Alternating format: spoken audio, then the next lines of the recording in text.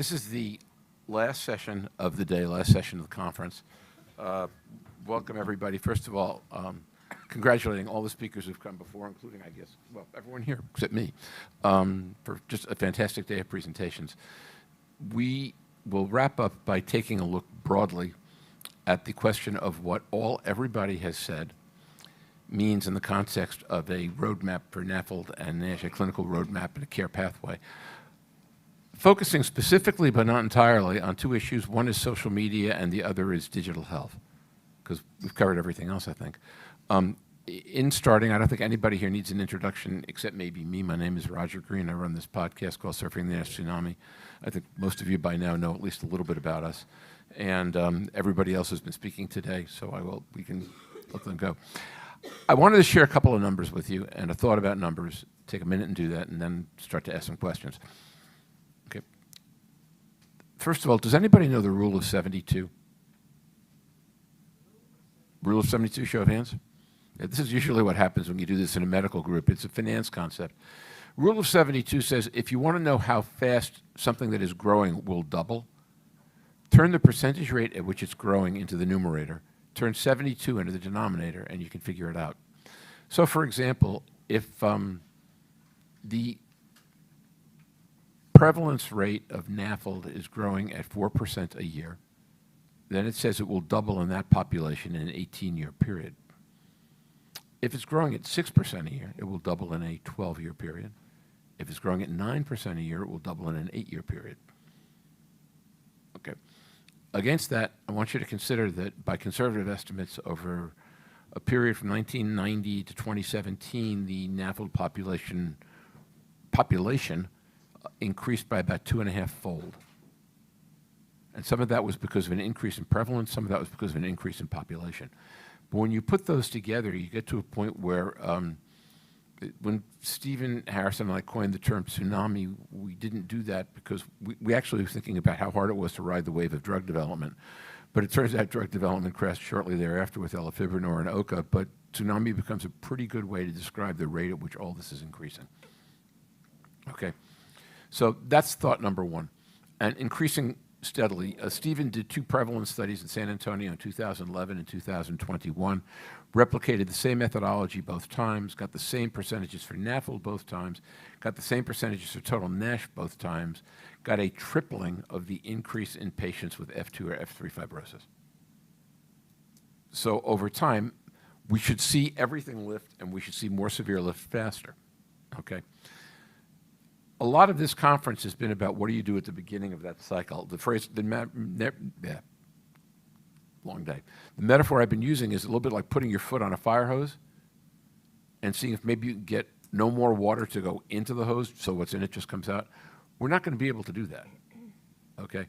But the effort to take a look at a clinical care pathway and a roadmap is to ask, can we slow the rate at which patients acquire disease?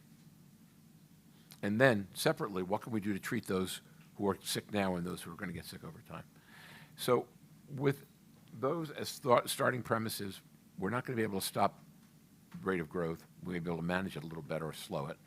And we need to think both about patients coming into the funnel at the beginning of fatty liver disease and then those who've got clinically significant NASH and cirrhosis being our targets. I'd like to break into 2 groups, and I'd like to ask my colleagues, let's think first about what we can do at the beginning of the pathway in terms of social media, digital health. I mean, Marcus, certainly you talked about your app, and folks have talked about different things, but just comments to the audience from really whoever would like to go first about how we can utilize social media and digital health to slow the rate of progression at which people are coming into the beginning, if you will, of the NAFLD pathway. Comments, thoughts? My normal rule is brave one go first. So who's brave? I like the metaphor you've put together. I think one of the big learnings we've had through the pandemic is the increasing role of digital media content, appropriate content. I think the infodemic has got its own challenges, but the appropriate level of content to advocate and evangelize around specific themes. Now, science was brought to the forefold. I think there's a little bit of a trust deficit because of the way the institutions have vacillated with some of the conversations to do, specifically pandemic. But I think the lesson is that if we can engage with like stakeholders using a language which is appropriate to those particular audiences, social and digital media represent a very strong distribution channel for us to utilize to create the right advocates in society, to bring multi-stakeholders into the conversation, and create these smaller hubs of evangelists around to move conversations. I think the social media gives us an amazing opportunity to do social marketing. Social marketing is a marketing that is intended to improve health and well-being, in contrast to commercial marketing. So if once upon a time we had to invest a lot of money to have social marketing, you know, in television and radio, so now we have the social media as an amazing tool to do that. But we do need experts for social marketing, people, as Marcus mentioned, to speak the right language and to bring the right messages to the patients. But I think we didn't even started to really make a significant use in this media for social marketing in the field of NAFLD. We started something, but it's definitely just the beginning. Thanks, Shira. I thought you were going to mention the study we carried out on Twitter. We had this hypothesis that there would be a lot of stigma related to NAFLD and NASH on social media, and we decided to first look at Twitter. There were so few tweets about NAFLD and NASH that we actually couldn't really even carry out a study, so we switched it to focus on obesity and found indeed quite a bit of stigma and published that in Liver International. But the point being that NAFLD and NASH is, if we want people to be concerned about it, as they should be about any disease, particularly one that's so highly prevalent, they have to know it exists. They have to know what the problems are. And so we have the evidence that it's not even on social media. And so we have a unique opportunity to actually get it onto social media and get it on at the same time as we get other messages we want. So when we raise awareness, we can also raise about its existence. We can also raise awareness about what to do if you're diagnosed and how to avoid getting it in the first place. Thank you. Very valid points. And my concern here raises or responds with a little bit of what Marcus said, that there is a certain distrust in the information because it's not peer-reviewed as we are used with medical data. It's not controlled who puts it in, and there's going to be information that might be misleading or even confusing. So we got to be taken care that we create channels that are somewhat trusted or sources that are verified to provide that information and reach the group we really want. And if you consider that, I think it's a very powerful tool to address relevant stakeholders or groups. I'm going to take it back for a second. I agree with that, Jorn, but I think there's a really interesting dynamic tension, which is that consumers of social media like things that are sticky and sexy and facts that are facts. Oh, let me amend that. The fact doesn't have to be a fact. It has to be a number that everybody believes in that looks like a fact. So one of the challenges with getting publicity around NASH and NAFLD is precisely we don't even know what to metricate, right? You want to treat diabetes? Well, you've got formerly glucose, then now glycohemoglobin. We know what to look at in blood pressure. We know what to look at in cholesterol. There is no way to metricate liver right now that is widely accepted. And what I'm fearful that lends itself to is a lot of bad answers where people grab on simple numbers in the wrong way. And it becomes predicate to figure out how a medical profession that has lost a little bit of credibility can explain the complexity of this disease in such a way that, A, folks know what to do with it, and B, someone with a much more simplistic answer that happens to be wrong doesn't simply command the stage. Ken, how do we do that? Well, how is complex. But I would just say that forums like this are helpful because we bring up to date the best information in short periods of time, and we identify gaps. But although we have a lot of gaps, we have enough information to tell people when they're at risk of this. We have reasonable ways to make a diagnosis, and there are things we discuss things that you can do now. So what I do think is that the societies in charge have not paid enough don't have the resources or have not paid attention because of limited resources or staff or whatever you want to call it to get the message out. But these forums are helpful to that end, I think. Can we get a microphone over to Robert, Sorry, please? Robert, I'm jumping the queue, but just a quick response to Ken, because what I was going to say also is that I think the professional societies have really need to address this. It's not just the lack of resources. I think it's actually just been a lack of understanding and engagement on social media. So here in Spain, we talked to the two leading associations dealing with liver disease and asked them to have plain text, simple summaries about fatty liver disease, to tweet it out so when they're talking about, and put it on LinkedIn so that, and also to make it easy to find, to ask their members to use it so it kind of rises in the search engines. That's a very easy and inexpensive way. The other thing during COVID-19 where, yeah. So in Spain they're doing it quite a bit, and those summaries are there in Spanish. But during COVID-19, where a lot of credibility was lost, I mean the ask of people is to link to articles, to link to trusted sources, which are becoming often fewer and fewer, but to use hashtags that become reliable, where people, if they see sort of false or misinformation on them, will respond. So it's really about building a community that works together online. We have a long way to go, and we started in Spain, but there's a lot more to do. So Robert, go. Thank you. So just to give you an update, my daughter is now 16 years old, and God, I wish she was 5 still. But anyway, she's brought this concept of influencers. And could you, as a community, ask for a better range of influencers than patient advocates and patient support groups? Is my first question. And the second question to drive that is that how many patients, how many people that need reached, how many people that need the information are following, for example, hashtag MedTwitter. MedTwitter is awesome, it's amazing, but it's not for Joe on the street. So how do we bridge that gap? And again, I would put forward that patient advocacy and support groups are potential influencers.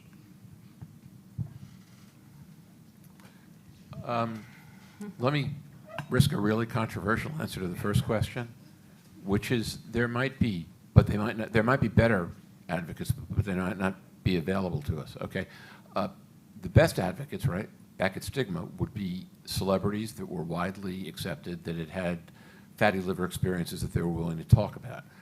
Now I've had this conversation with Global Liver, right, and they're very, very hard to find. A celebrity would rather have cirrhosis because they were alcoholic and go into recovery than claim that what they have is fatty liver, which has all these kinds of problems associated with it. So, challenge one. And Robert, what goes along with that is that for consumers in media, what works best are stories. So the advocates have the best stories, and in that regard, that's very powerful. But we need to find a way to convey those stories that are factually accurate, align with scientific data, and that then stick to folks. I'm sorry, Shira, did you want to? No, I wanted to add that I think that fatty liver disease is associated with a lot of stigma of obesity and type 2 diabetes. I have to say, coming from the diabetes field for a long time, it's nearly impossible to get an actor who will come up and say they have type 2 diabetes. So different than type 1 diabetes. And the type 1s get a lot of funding and a lot of influencers from type 2 is seen. We have politicians from one of the parties in the United States that says, oh, we're not going to pay for all these people getting fat and getting type 2 diabetes because they're watching TV. So they don't have to, so those kind of thoughts are very difficult. But that can change with more information. So let me give you the flip side. This is where part of where Robert was, which is that, when they, in the U.S. last November, Global Liver organized a date with the FDA to talk about patient-focused drug development. And people came in and told their stories to FDA, and FDA wound up signaling that based on the power of the stories that the individual advocates brought, they were going to have to rethink how sympathetic they were to drug approvals and how hard they were going to look at data and safety data versus need. So I think stories told well have that power, and advocates are the people to tell them. We just have to sort all that out, how to do it. Can I suggest something, just a second? Why don't we do a survey with the patient's representatives? How patients would like to receive the information, in which pathways, in which language? Would they want to hear personal stories of their peers? I mean, I think it would be really nice to have an international survey, you know, really looking what are the pathways that the patients choose for information. That will be very helpful, and that's what we do very often, especially for the European Reference Network for Rare Liver Diseases. So we send out an enormous big response. The problem is and that's what worries me, is that I have the information for the Netherlands, and okay, Belgium is looking with me, and UK, but we have a lot of countries who don't have any patient organizations, so no patient advocates. And if they have, it's about the cholestatic diseases and not especially about the NAFLD NASH. And that's what I'm really thinking about, how, and that's my biggest concern, how do we reach the people in those countries? And of course we can do a survey, and I'm willing to help, and well, the Dutch people will be very enthusiastic about that because they love to give their opinions, so they will respond immediately. But how do we reach those people in countries where there is no patient organization, or an advocacy group or a platform, so that's a little bit a problem. Maybe the local hepatic associations, the liver associations, maybe EASL or ASLD can or Diabetes Association, Cancer Association, can have some contact with the local associations. The doctors. That's a big, but hospitals will, that's great, of course, because they can send it out. But Jose, you probably remember when Charles Gore was starting the European Liver Patients Association some 15 years ago, he went to EASL, and he also went to national level professional societies of liver clinicians and said, you need to both fund and support the creation of patient groups. He convinced them, I think, quite strongly that it would be beneficial for them because we'd be finding and diagnosing more people, but also that it was the right thing to do. And that's how some of the groups across Europe actually got founded.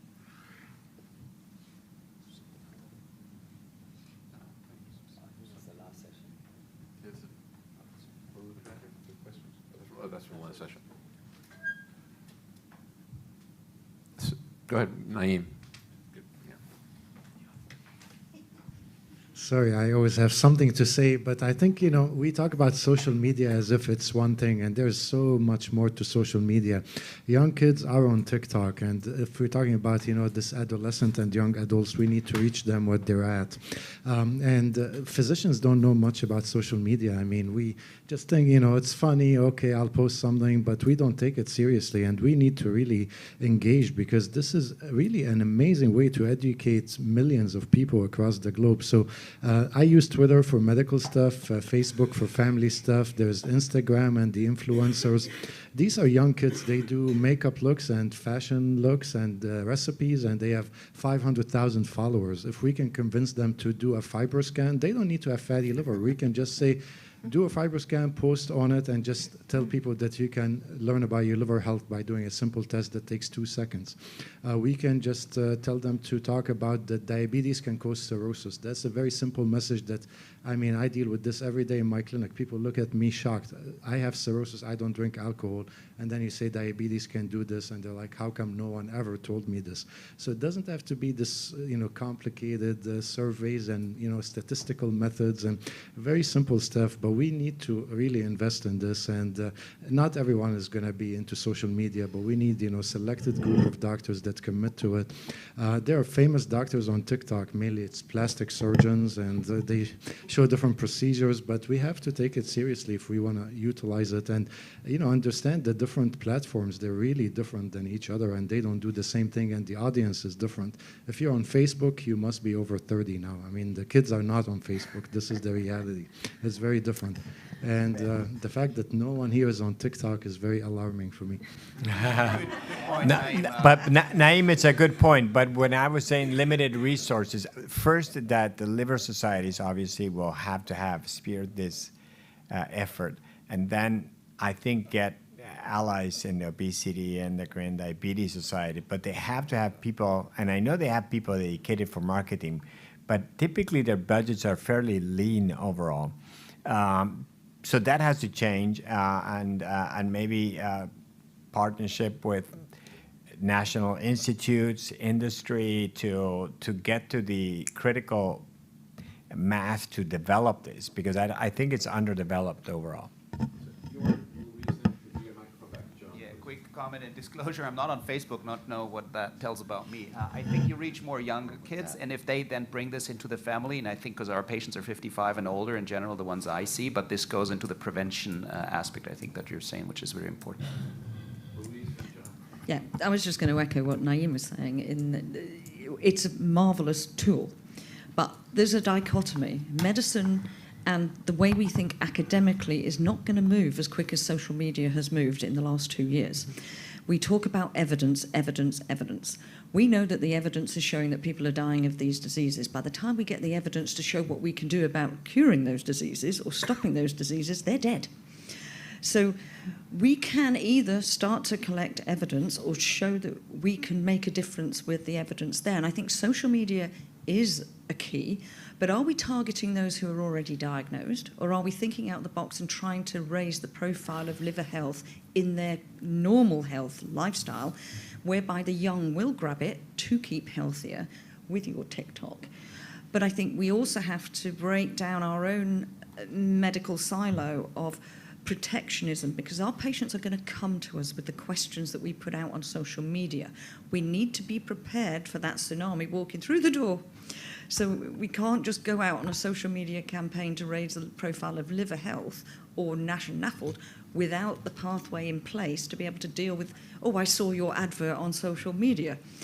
So chicken, egg, which one comes first in the spiral? I don't know the answer to that.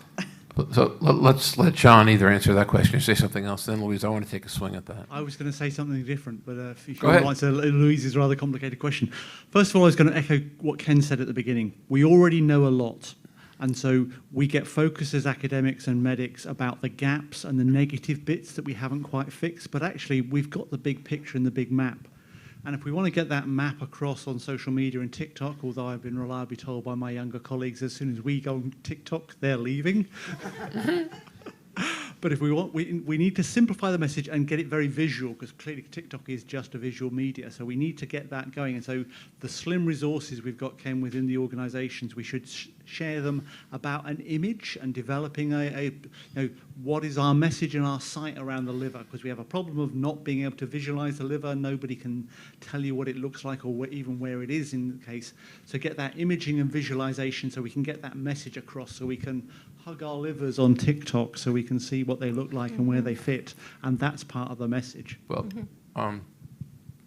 that's good. Actually, I'll tell you what, when you talk about image and visualization, I think we're getting somewhere. One of the concerns I have about, Ken, the last thing you said, is this isn't going to get one on data. This is all about stories. In fact, if you take a look at the progression of social media over time, what gets stickier are the things that are shorter, more visual, and more story-based. Now, that militates against everything we believe in, right? This isn't about data. This isn't about 95% confidence intervals. It's not about any statistical distribution. It's about stories. So can we get, and Louise, I think what happens is, whether we put stories out or not, stories will go out at some point. And then we have to be ready to deal with what comes in, right? Which I think was the second half of what you were saying. So where are the storytellers going to come from? Oh, you wanted to comment, Jeff? Okay. Just to say that I fully agree with both of you, but in the bottom line, we need investment. We need professionals. There are people who are experts in social media.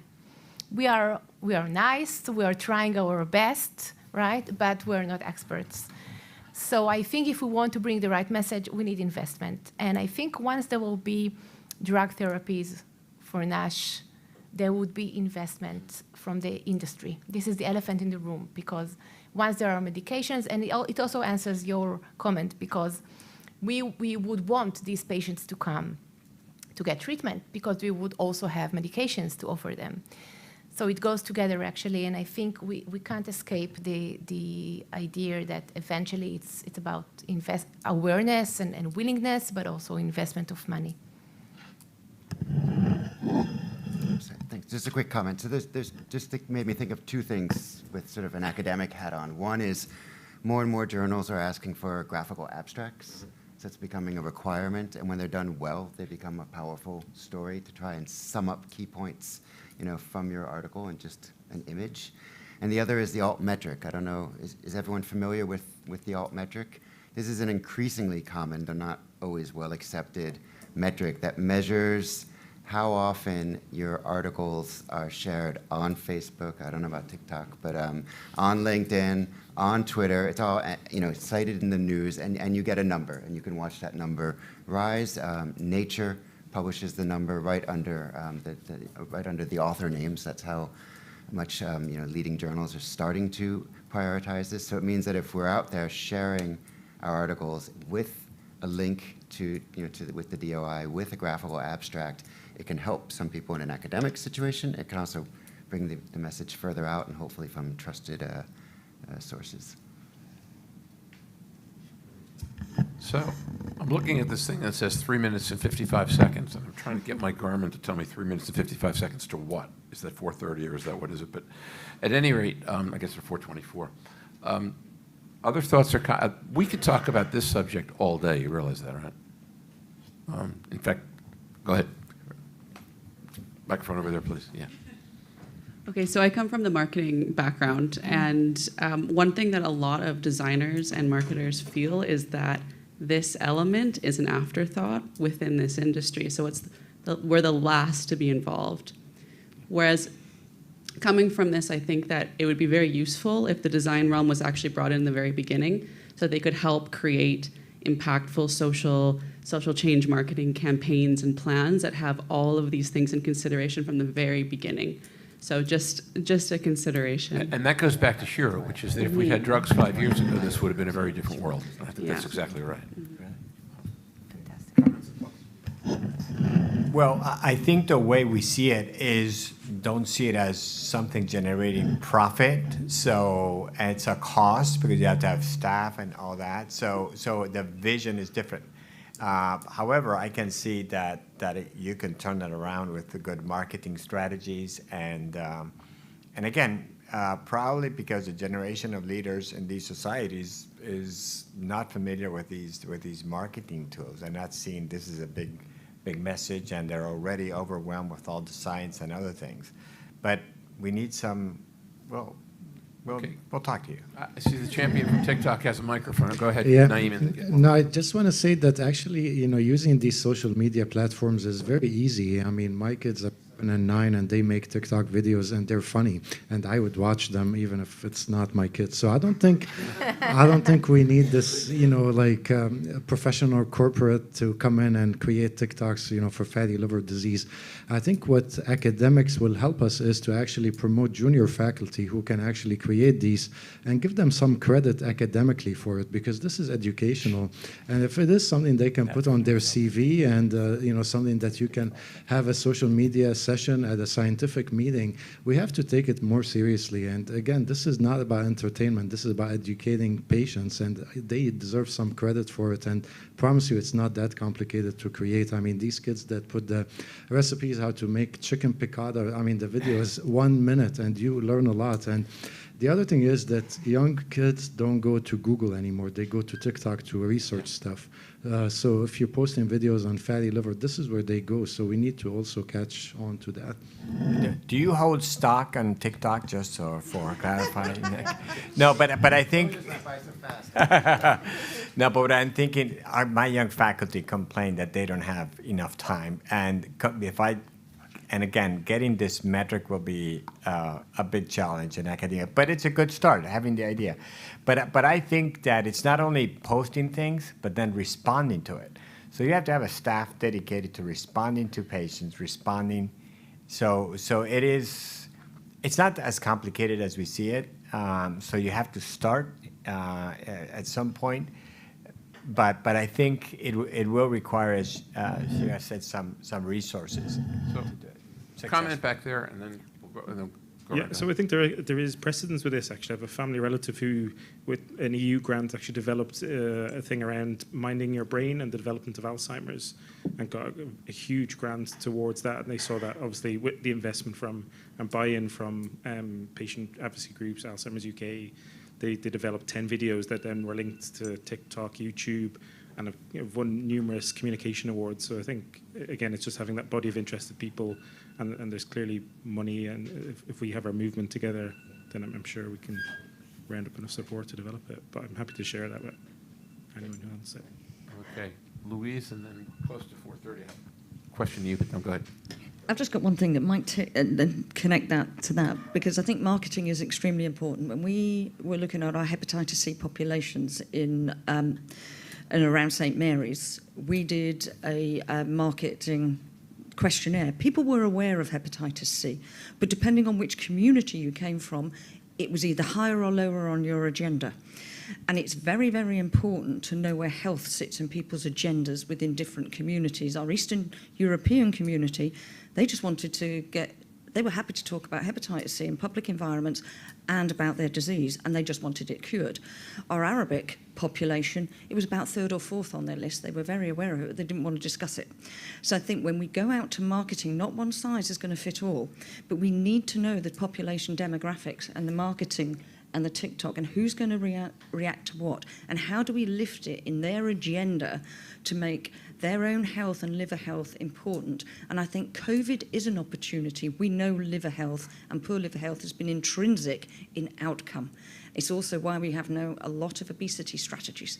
So if we can link that in, it's high on everybody's agenda.